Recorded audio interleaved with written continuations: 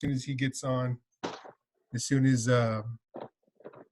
Les gets on, we'll let him know it's recording. So get this knocked out. What do y'all got some plans tomorrow with the kids going trick or treating? Yeah,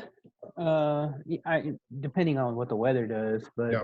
I'm trying to we'll see. Hush, hush, hush. Yeah, I think it's supposed to be like really cold tomorrow. It's like the first Halloween will be cold in like forever. Yeah.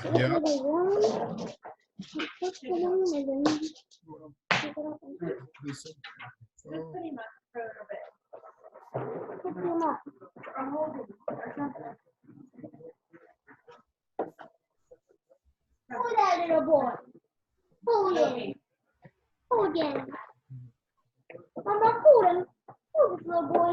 He looks so cute. Have you done your grade sheet lately to see where you're at? No, I haven't. They finally graded my journal. So I did good on that one. I need to go back and fill in some more. Hey Les, how's it going? I'm good. How are y'all? Doing Hey, good. Les, what's Doing up? good. Just let you know we're already recording, man, so we can get this 10-minute time limit. I'm in. Let's roll. All right, and this is group 5. This is the Star Trek lab, number 9. My name is Mario Munoz. I'm member A. Les Rose, member B. Edwin Vaught, member C. All righty, so I'll kick us off here on number 1. According to Einsteinian physics, if you are in a spaceship moving into the speed of light, which of the following is likely to happen by the time you travel to the other side of the galaxy and back? We all selected E, which is both A and B. You would experience time normally while on the trip. And B, your friends and family would have all died of old age long before you return. So I will select right there. I like that.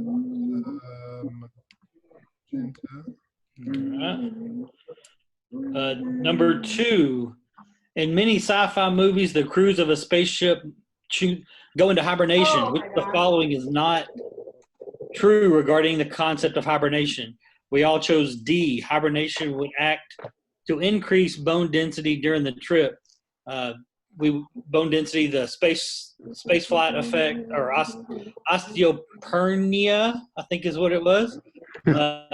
Basically, your bones become less dense. They seem to. It looked like it was expanding. What it looked like to me. Yep. Cool.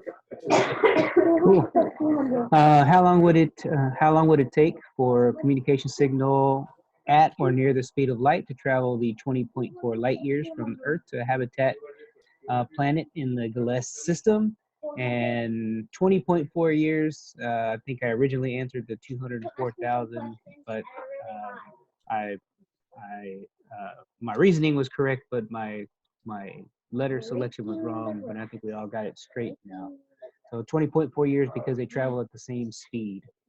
Yepper. Or about the same speed. All right, 4, here we go. So 4, the phenomena of relativistic mass increase means that we all selected A. The faster the spacecraft travels, the heavier it becomes, which means the more and more fuel it needs to accelerate it.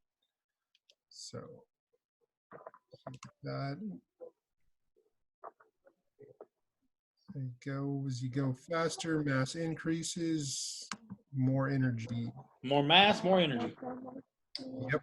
All right. Number 5. The lower the mass and or speed of an object, the more difficult it is to stop the object to change the direction. We all chose true. The lower the mass, the lower the energy needed to stop it. So.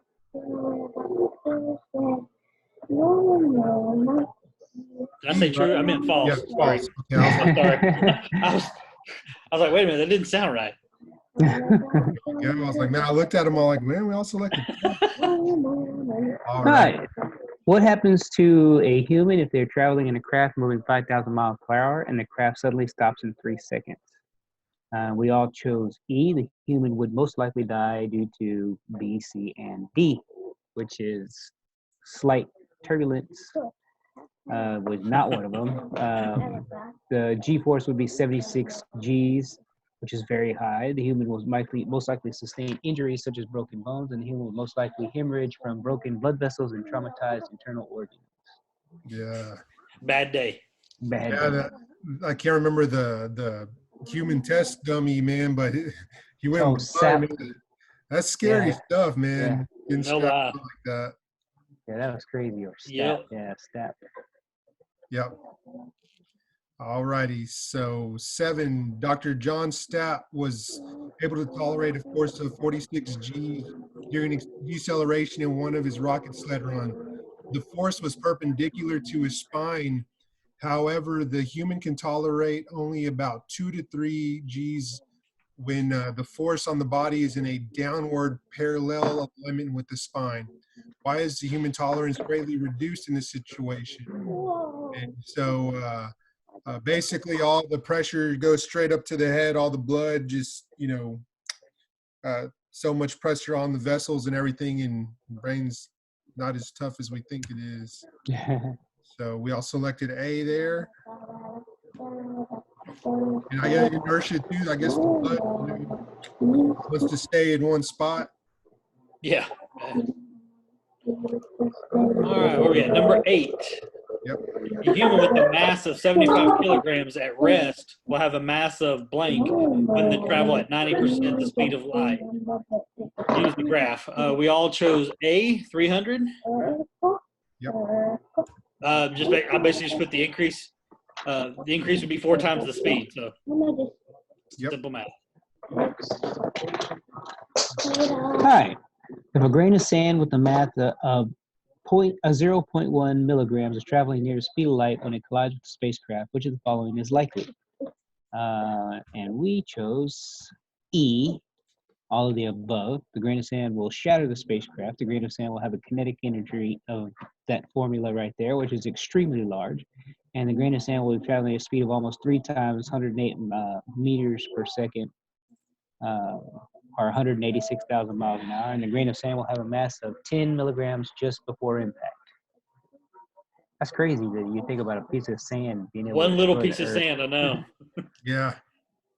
That's wild. I did it would travel at the speed, of light, but I guess I didn't calculate.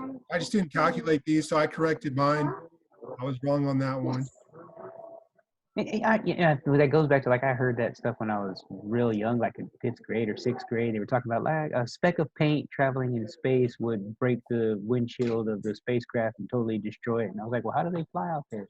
Yeah, exactly. That's always been one of the things I've been curious about. But Yeah, nothing's traveling that fast. yeah, I mean, it's just blank space. I mean, there's not anything in it. It's just blank. yeah.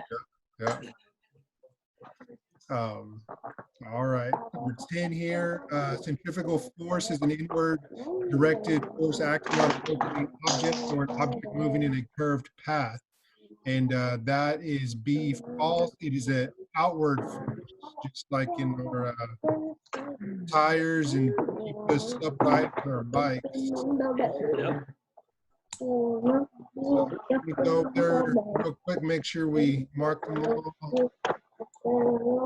1 marked, 2 marked, 3 marked, 4 marked, 5 marked, 6 marked, 7 marked, 8 marked, 9 marked, and 10 marked. Okay. All right, and I'll put this on here. 30, 19. Almost done, guys. Almost done. I know, we're getting close. I'm worried about this test because, like, the reading quizzes and stuff, taking this and these ILQs, I man, know. they have been tough. I'm like, man, am I stupid or what? I know. It's been. These tests. I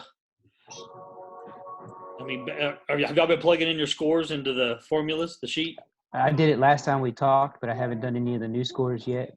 But We've only got like 3 or 4 to add. It's not that many. But I mean, I've been trying to keep that up so I can see use where that you're to at. try and motivate myself to stay pumped up and not get Well, discouraged. so what it feels like to me is like when I take an ILQ, when I do the ILQ, it's like information that we haven't, like, even after keeping up with the reading, doing the manual lab,